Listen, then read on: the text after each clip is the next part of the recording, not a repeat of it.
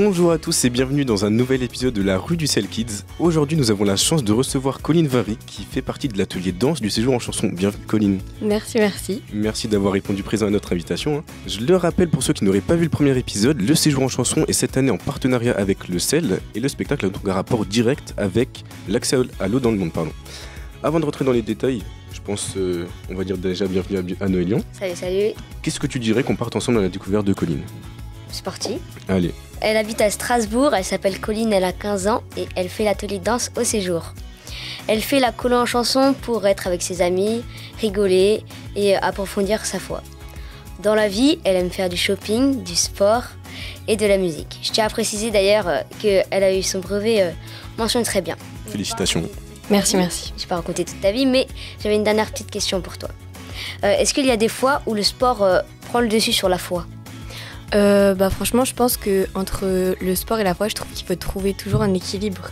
Et parfois, c'est plutôt compliqué de le trouver, mais j'arrive plutôt à le faire. Donc, je trouve ça bien. C'est très bien. Ok, merci beaucoup.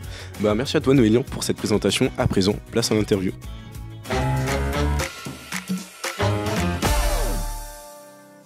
Bienvenue à Daniela qui nous a rejoint. Merci. Écoute, je te laisse poser ta première question si c'est bon pour toi. Alors Colline, donc tu fais partie de l'atelier danse et pourquoi avoir choisi en particulier d'auditionner dans cet atelier ? Pourquoi la danse et pas le théâtre par exemple ? Alors, le théâtre, très clairement, vous auriez dû voir mes auditions, c'était un peu une catastrophe. J'avoue que c'était vraiment la cata. Et la danse a toujours été vraiment une passion en fait, parce que voilà, je danse chez moi, je danse en dehors aussi. J'ai toujours aimé ça, donc voilà.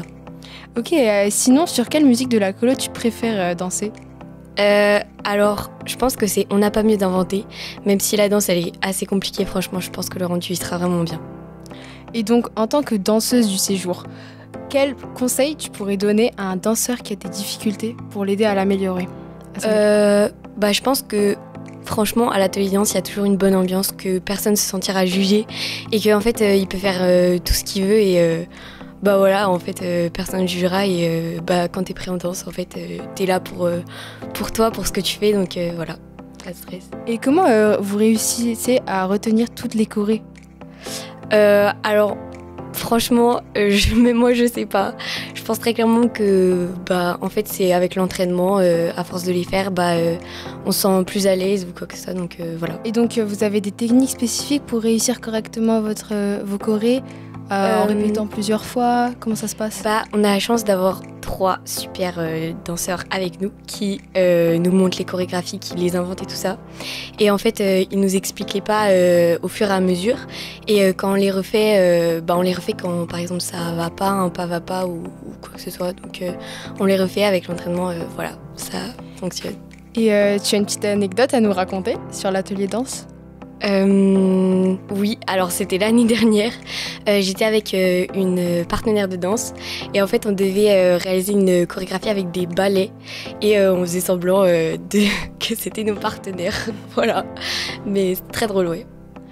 Et alors pour terminer, avant de passer au thème de l'eau, est-ce que tu as une petite idée de comment sont réparties les corvées d'eau entre les hommes et les femmes en Afrique subsaharienne, Colline ? Franchement, je n'ai aucune idée, mais... Franchement, dites-moi si vous savez. Justement, nous allons vérifier ça, c'est juste après.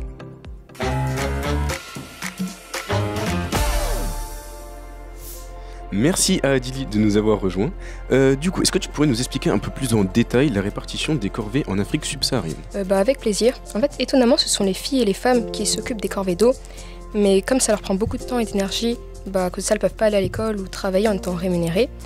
En plus, les femmes effectuent 3,2 fois plus de travaux domestiques et de soins que les hommes.